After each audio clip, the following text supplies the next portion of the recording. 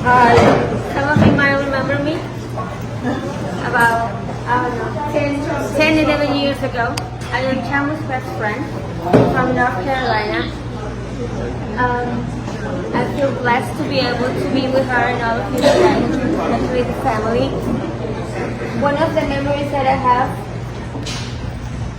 is that Miss Annamae, whenever we went to her house during the holidays, I was spending first with my family, and then once we did the Peruvian thing, I would go to Chamu's mom's house in San Annamae, and she always welcomed me with open arms.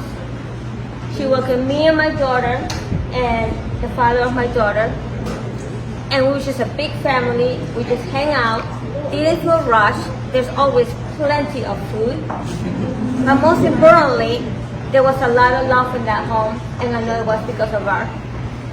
That is something that I will never forget, is how her family, especially Miss Annamae, made me feel at home. Amen. I remember when we first got to North Carolina for school, that's where we met Miss Bernside, and her house was the place to be. She was the contact person every time we needed something, right down to the center we go, where she used to hang out. I remember when Tina was just a little something. Oh my goodness, she used to give us a hard time, Tina. But Miss Bernside was always sweet, available, and helpful. We had our ups and downs now. There was time when Miss Bernside would say things and everybody used to be mad. But then the next day we made back up and everything was fine. We really will miss her, and her memory will always be in our heart. And you ladies, we will always love you, and you'll always be a part of us. And she is my soul, of course, so I will greatly miss her. Blue flag. I was sitting in the church and reminiscing about the good times that Miss Bernside and I shared. She was my mom away from home in North Carolina. I spent numerous days and nights at our home. Shamus and Tina, my little sister, Shamus. Where is she? I saw her. We were all sisters. It's so hard even to think back. But she was just a gem. She scolded me and she said, Tals, you're doing this wrong. Tals, you need to do this. Tals, you need to do what I say to you to do. And there are times when she was so jubilant, it's like she had a little shake, you know, like, hey, yeah, her dance. This was always her dance. And when I got upset with her, she wouldn't see me for days. And then she would call me and say, you have a problem? Why aren't I seeing you? And so I would go and, you know, just kiss her and say, I'm sorry, Miss B, I'm sorry I stayed away, but you said something that I didn't like, and she said, you better get it together. So, you know, it's a sad but joyous occasion that she is with the Lord, and I'm happy about that. She's not with us, but her memory will always live in my heart, and I'm certain in the hearts of everyone that's here. So I'm glad to see all of the familiar faces and to be amongst family. It's so sad that death, you know, does this, but we will continue to see each other and, you know, stay in contact. So that's all I have to say. This girl following behind Annamae, going to Garfunkel Auditorium, to Aquinas College, Aces Dance. I remember from a little girl. And so, how many Aces do we have here today?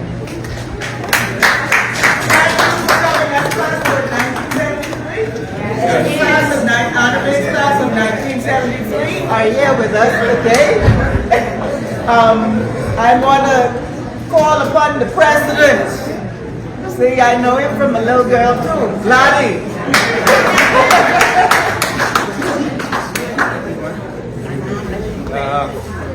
Annamae and I had a very, very close relationship.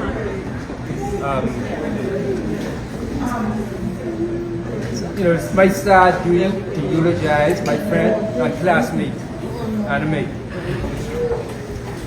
duty falls upon me as class president of Aquinas, class of 73, of which Annamae was a part. And on behalf of the class of 73 of Aquinas, I would like to offer condolences to Shamus, Tina, Cyril, Bunny, and other family members. I first met Annamae in 1970. When she came to Aquinas College, she and I became very good friends as we walked to school most mornings. Our bond and friendship grew even stronger as she was the only girl among a group of about 10 of us that walked home to school every day, walked home from school every day. And today, I stand before you with a heart heavy with grief, but also brimming with love, as we celebrate the life of a remarkable woman.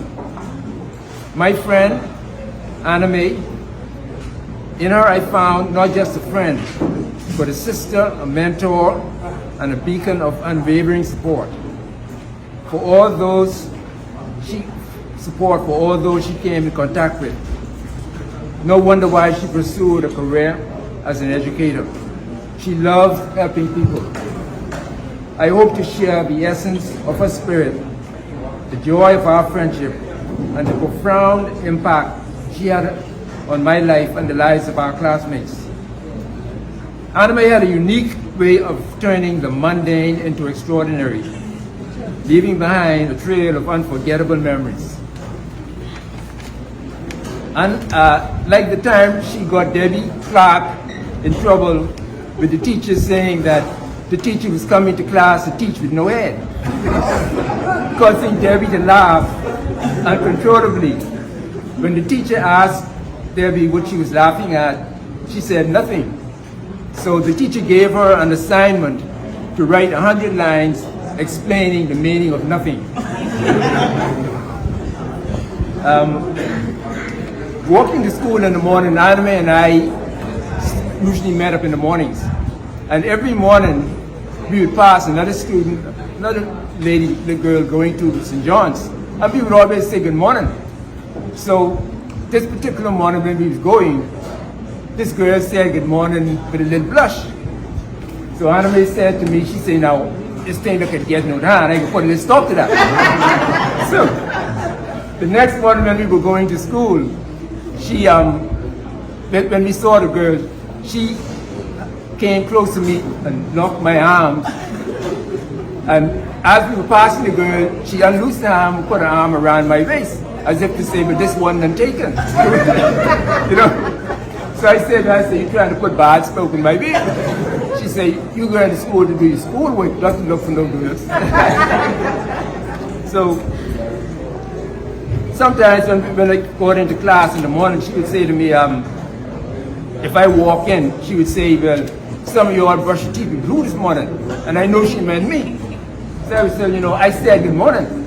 She said, well, I didn't hear you. I said, well, everybody else heard me because they answer. She said, well, I know one thing, you need to learn some manners. I said, well, I didn't say good morning for this morning. And I said, I ain't saying it no more. So she and I shared the same home at Aquinas College. And when the bell rang, you know, we all had to take our seats. So if I had to pass her, she would really sort of ease herself in my path, and I would do all I could to try and avoid her. So when I went around her, she would say, you must push me down, you know. That's how you must push you down, I didn't touch you. She said, well, anyhow, if I had fallen, it would have been me and you this class today. Now, I didn't even touch her, but that was our way of, you know, mentoring and nourishing our friendship. So as we sat down in the class, she would say to Debbie on the side, Debbie, I see you a bad dog in here today, so don't get too close to him, you might get bite. So then she would say, who girl, I left my pen at home. Say, ask the man, meaning me, ask the man if I could borrow a pen from him. So Debbie would say to her, well, why you asking? So she'd pause a little while, then she'd say, hey mister, can I borrow a pen from you? So I just take the pen and give it and put it over my shoulder. So So I hear in the back there, you must choke me in my eye with the pen, you know. I said, how I can most choke? I said, you see your hair. I said, I'm only giving you the pen. You better look and see what you're doing. So when that finished, I hear in the back of me grumbling, boy, if you can choke me in my eye, this all day. So after I gave her the pen, she just snatched it in my hand and said, if you can choke me in my eye, and she just grumbling, just grumbling all morning. So when that would pass, she would say, you coming for lunch today, right? So I say, yeah. What it meant, we go to the lunchroom and she make sure I have something to eat. And the last time I really spoke with Annamae, a few weeks before she passed, I hadn't spoken to her for a little while. So she called me, she said, now, my phone is 90% charged, and I talking all of this off. She said, and you don't hang this phone up on me. I know how you go.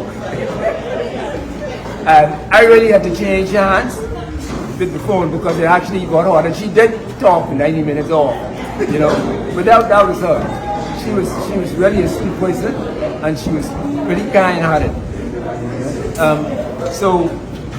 I'd just like to say that the loss of Annamae is a profound one, leaving a void in our hearts that can never be filled. Her departure has left us with a sense of profound sadness, but also with an appreciation for the beauty and richness of the life she led. As we bid farewell to Annamae, we also celebrate her life, a life that was a tapestry of love, laughter, and profound friendship. The indomitable spirit. Her legacy is one that will continue to inspire and give us and will be given to us and will be carried on by the students she has taught. It was no surprise to me that she pursued a teaching career. In her career as a teacher, she inspired many students with her unwavering dedication. Her laughter was a melody that echoed joy, and her smile was a symbol of warmth and love she extended to everyone she met.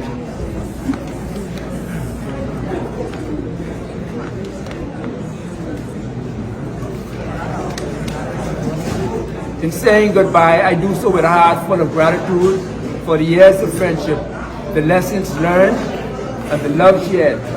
Thank you, Annamae, for being an irreplaceable part of our lives. Your spirit will live on in our hearts and our thoughts and in the memories we cherish. Thank you.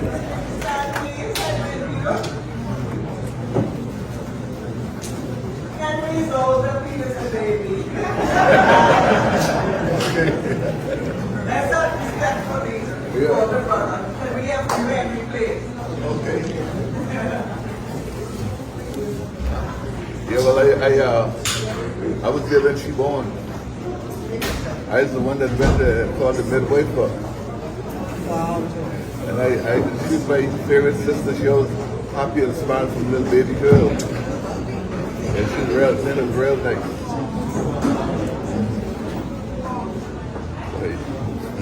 Well, I guess people were surprised. Yeah, okay. Yeah. Okay. I meet Annamae late in my life. I met her from the hospital. I was in the hospital at age 16. She walked up to me and said, you know that I'm your sister? I said, sister? I don't seek after her because, at that time, I look a young man, pretty woman, you faced up a sister. I said, God, if you're joking. Sister. And after she called Mabel name, who I know is my sister, and when she smiled, I saw Mabel. And a couple of years ago, we get together, which was a wonderful time. My wife is here with me. July 1st makes us 35 years of marriage. July 1st. And Annamae, I met her when I went to my niece's wedding in Tampa. It was a wonderful time we had together. We don't know who's next. But if you have somebody, you hug them and show them the best that you have. Because tomorrow is promised to nobody. That's right. Only what we done for Christ for us. Heaven and earth will pass away, but God's word will stand forevermore. Annamae and I lived in the same house, and she had me by a 10-year gap. And that's why I was the little sister that followed her everywhere. Even when she went out on dates, she had to carry me. And then I used to bring the noodles home, back or whatever. So, and then there is that group that grew up in Peter Street that is even my mom, my Aunt Mickey over there, that grew up there. That group is the 20-year gap between us. So right now we're going to hear from Aunt Mickey and hear what she has to say. Aunt Mickey. Good afternoon, everybody. Have your attention, please, Thomas. I am a Senator Falcon.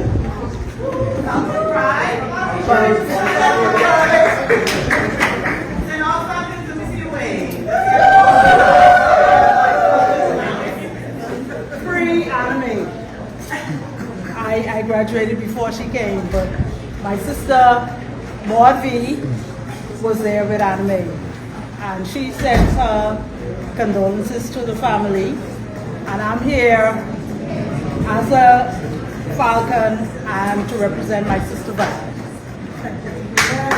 Have memory now and then. Show me where you brought me from and where I could have been. Good afternoon, everyone. Bear with me because my voice is not the best. But Annamae and I, though I have good years, some years over her. But we had a jolly time of growing up. Because, you know, we sometimes, we eat together, we sleep together, we row who want this or who should get that. But you know, Annamae was always special. Because of Annamae, I got to see New York for the first time because I was able to leave her home with my children. My husband was her godfather, and so that brings us close. But Annamae was always special, very special. You know, the last time she was out here, I was sorry that I didn't get to see her. I long to see her, maybe because, I don't know, it might have been because that might have been the last time. But I long to see her the last trip she was out here, but unfortunately I didn't get to see her.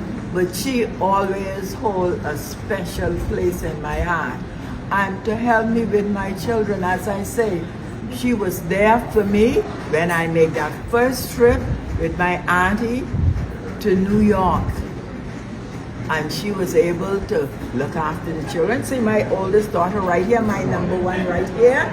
She knows taking care of all of them. This one in the back here may not know so much of her, but this number one, she would know all of Annamae.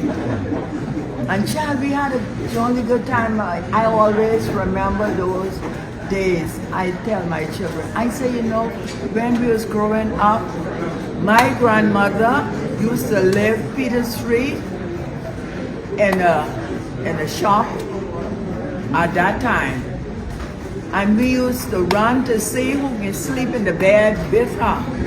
We had a big bed and a single bed. And your mama, Bunny, she always would be the closest to Grammy. But guess what? So Grammy had to sleep in the middle, so I would be close to her this way, and Liana would be close to her that way. But as children growing up, it was so nice, you know. It was so wonderful. And we used to go to Mr. Woodside to get our little penny roll and piece of sausage and things like that. And we enjoy it. And when Uncle cooked those boiled fish from Mr. Smith, where he used to work, nothing beat that. We had our boiled fish with bread or whatever. And every Friday, we used to have fire engine. Your mama would tell you about fire engine, Bunny. Fire engine. What her mama used to cook every Friday. We look forward to that fire engine, boy. Because that used to be good. But for all of us who could remember Annamae in some way or another, would remember her. You know, sometimes I think, you know, she had so much upstairs that she would maybe explode because she was so smart. She was so very smart. She go from this thing to that thing to the next. She never stopped learning. She never stopped. As you could see in her obituary, she go from one step to the next step. She never stopped. Maybe she would meet us up there with still the book in her hand, still learning. So for all of y'all who may remember her or who may not remember all of her, memories would live on. As I say, my husband died but 2-3 years ago, and that was her godfather.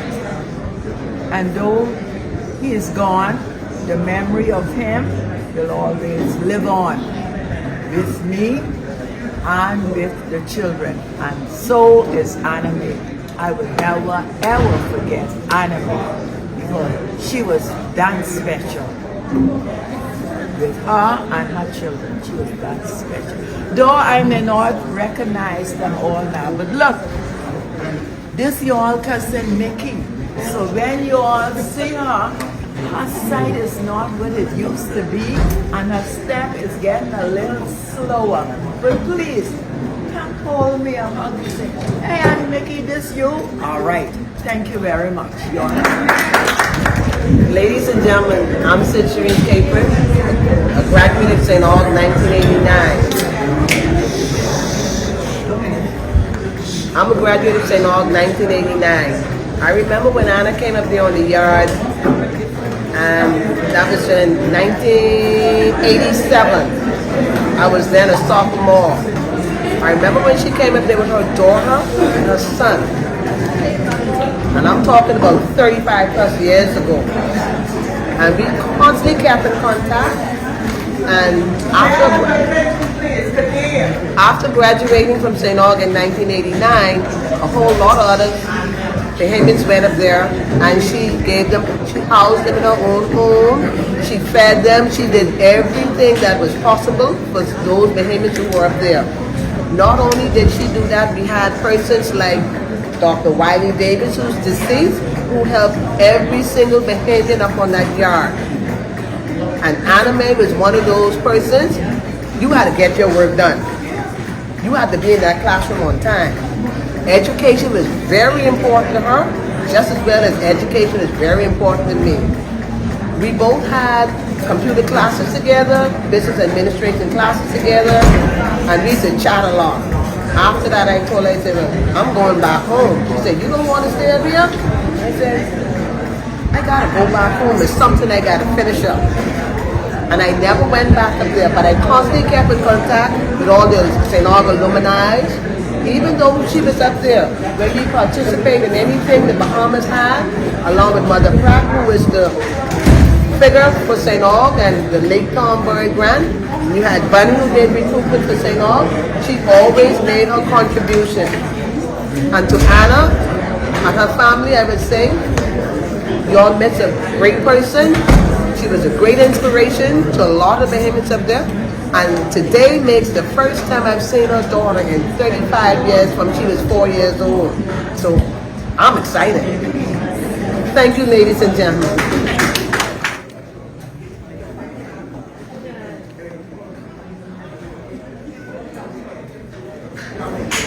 Annamae was my auntie. Matter of fact, she was my favorite auntie. That was my favorite auntie. And it's about 3 months ago, I was talking to her on Facebook because we lost touch. And then we go down in the water. I was like, the first thing she asked me, she said, Joshua, did you find God as yet? You know? And it shocked me but it didn't shock me because every time we talk, it always about God. You know? That's what I love about my auntie. And she always was a natural person, but she had the right answer for the solution for whatever you're going through at the moment. That's how my auntie was. I can remember. And she always used to tell me, say, your daddy, this my twin. She always used to tell me that, say, my daddy is a twin. And she never made me feel less than a person. You know, she always gave me the encouragement to say, you could do it, or no matter what the noise is in the market, you know, just hold your head up and keep going. And I use that as an inspiration, you know, and I propel myself and I keep myself, you know, on a straight path, as I say, not getting in problems or, you know, because I always remember one thing she always tell me, you know, whatever fight you up, you let the Lord fight it for you.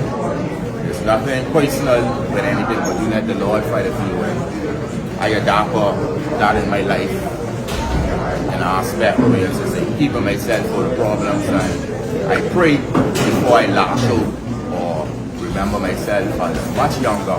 I wouldn't stand here and say that I was perfect or I'm a perfect person. No, I'm not. But she never made me feel no less, like I say, than a human. And that's what I love about my auntie. You know, I really love my auntie and I really miss her. Oh, that's my goodness, I miss my auntie. Life goes on. You gotta keep strong, keep our head above water, and keep it good. Good afternoon, everyone. I am Pat Dickinson, Freeport, Grand Bahama, and that's where Annamae and I met in Grand Bahama, St. Paul's Methodist Church, and we were friends now, and at the end, sisters from that time. If you had a friend in Annamae, you had a friend. Annamae words was a bond. Annamae was a fun-loving person. And, you know, we thought, you're young when you think you have it all going. And we worshiped at St. Paul's, and anything happened, we wanted to be a part of it. Sick, we would visit with sick, we would go. And what Annamae taught me was, okay, as a wife, both of us were married. We wanted to do some things, good things, visiting a sick on Sunday. So Annamae say, now Pat, you can't go out and don't leave food for your husband and your children. So what we did, Annamae would cook the rice, she would do the meat, I would do all the salads. She said, bring your pot, bring your dishes, you have to bring your bowls and things, because you can't leave the food like somebody give it to you. You have to leave it in your own pot like you cook it. So that's how our Sundays would be. We would go. Anybody who know Annamae love to eat. And it really hurt me this afternoon to know that we are having this meal and Annamae is here.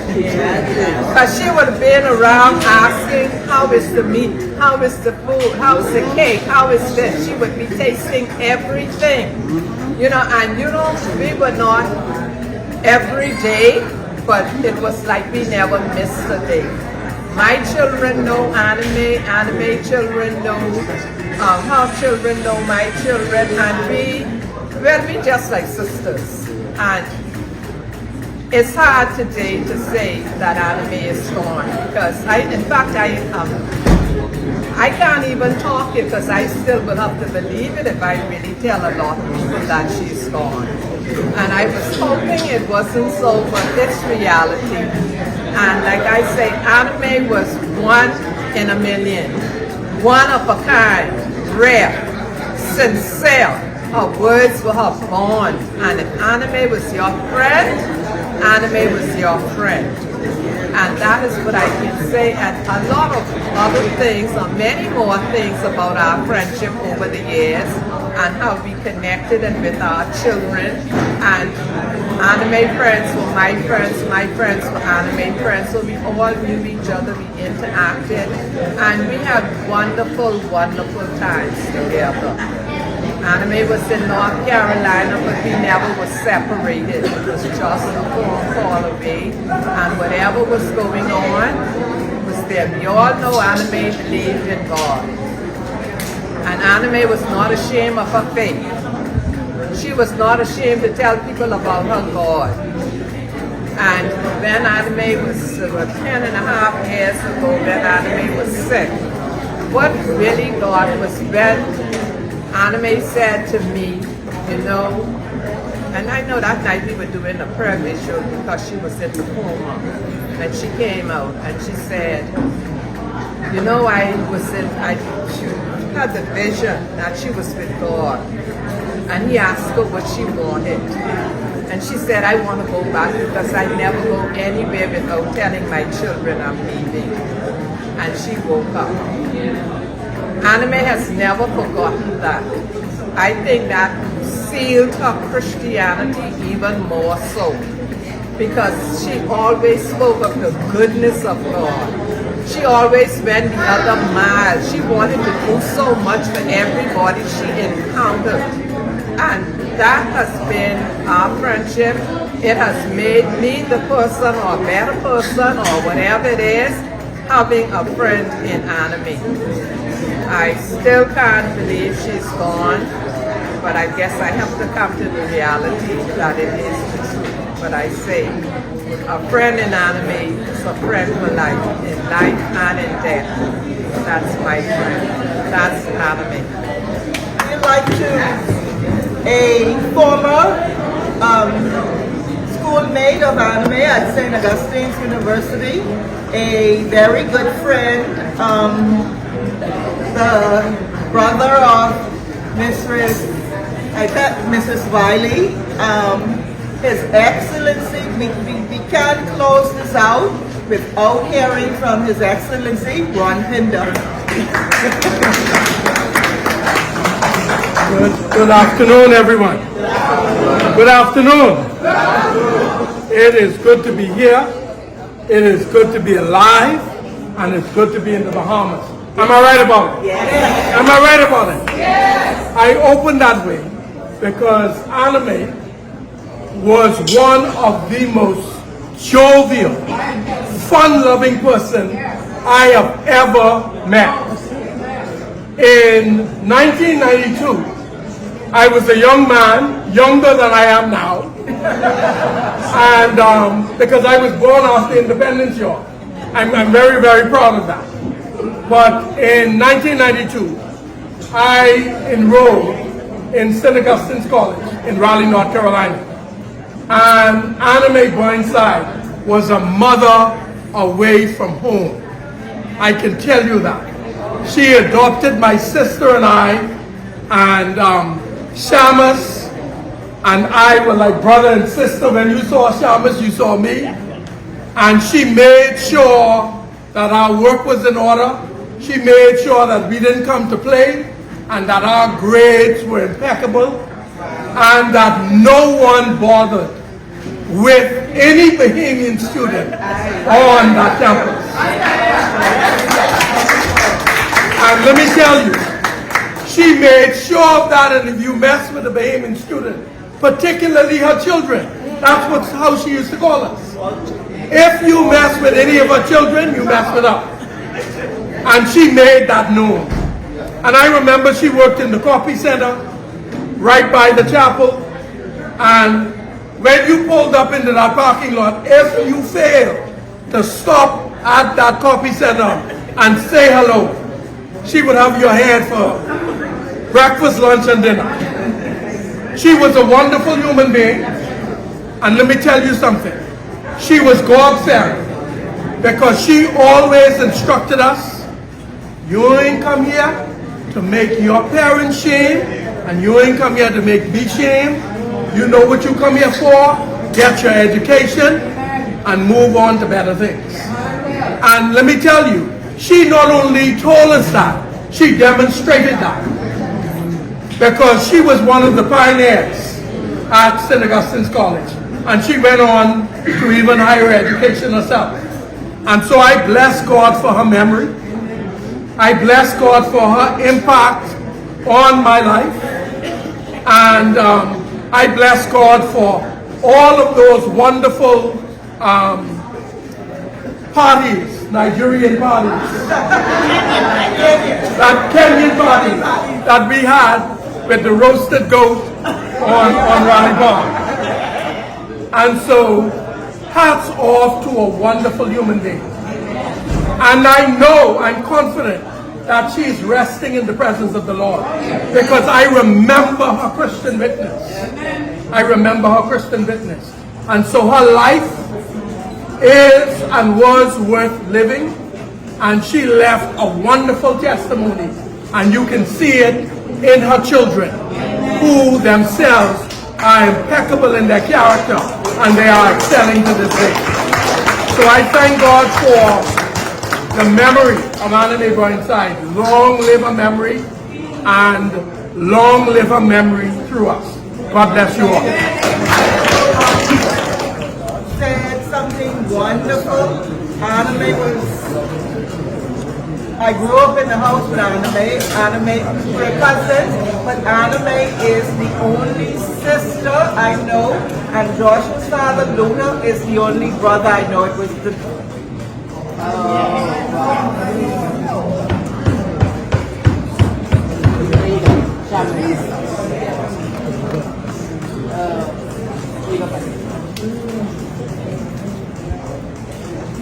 a wonderful human being.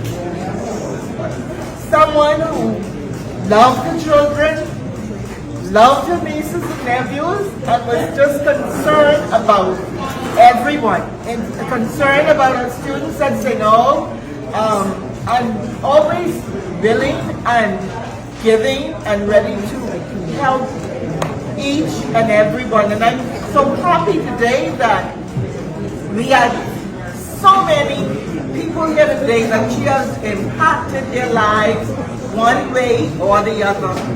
And so now I'm going to turn it over to Shamas, my little cousin Nisi here, daughter and daughter too, and I Rawa too. but I'm turning it over to Shamas. Thanks, honey. All right, yeah, thank you. First of all, I hope everybody's enjoying the fellowship time and hearing all the stories about our mother, our mummy. I love, she's my mummy. Annamae is my mummy. And I'm very proud to say that. I am excited just looking across this room and seeing the extension of the love she always showed to everyone. She never met a stranger. And when I see the love, even in her class of 1973, yes,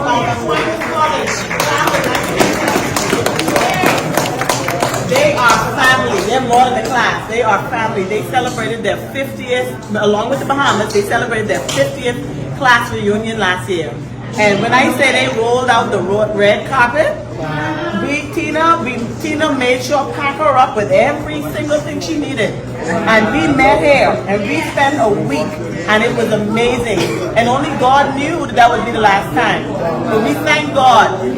You know, I think about aging parents, and I think about caregiving. It is not an easy thing. A lot of us are aging, and our parents are aging.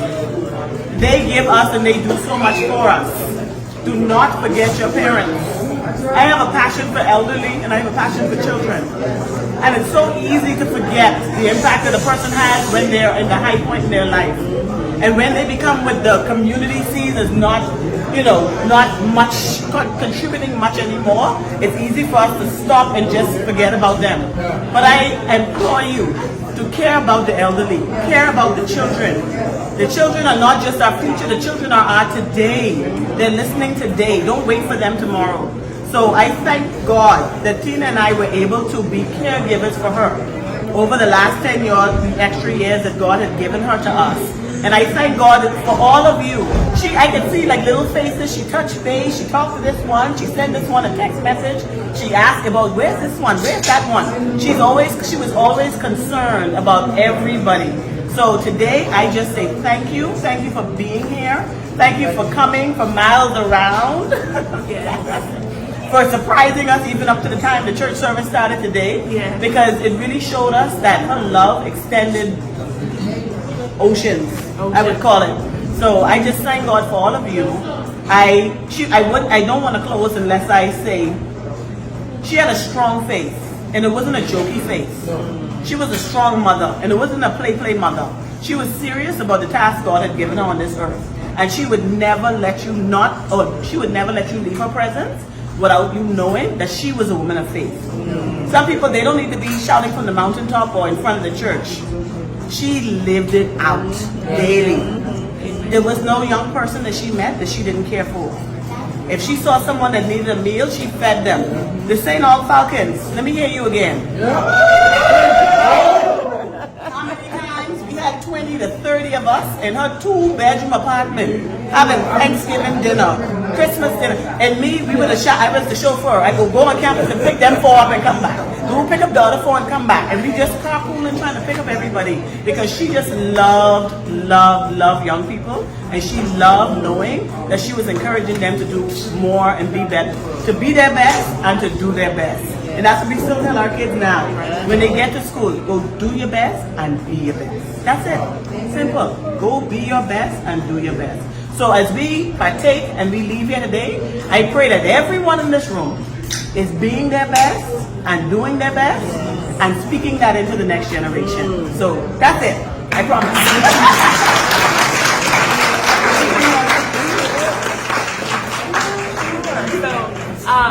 I just want to again reiterate everything Shamus has said. So for some of you, I'm little Tina, and the last time you saw me, I was 4 or 10, and following you around, Tally and Sarita, because my college extra sisters. But I'm just so grateful for all of you. Every single table is just representative of all the love Mommy had in her throughout the years. I know each and every one of you. I know what you meant to her, and I'm so grateful that you all came today. Class of 73, I was telling Mommy I have my t-shirt, I'm an honorary member, and she just used to laugh at me. But we had a ball with y'all last year. Thank you for embracing us so much. We really appreciate all of you.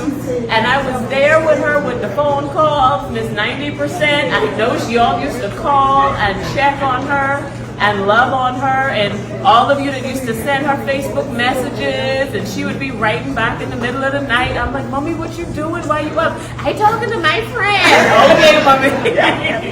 But that was her. She was never too busy for any of us.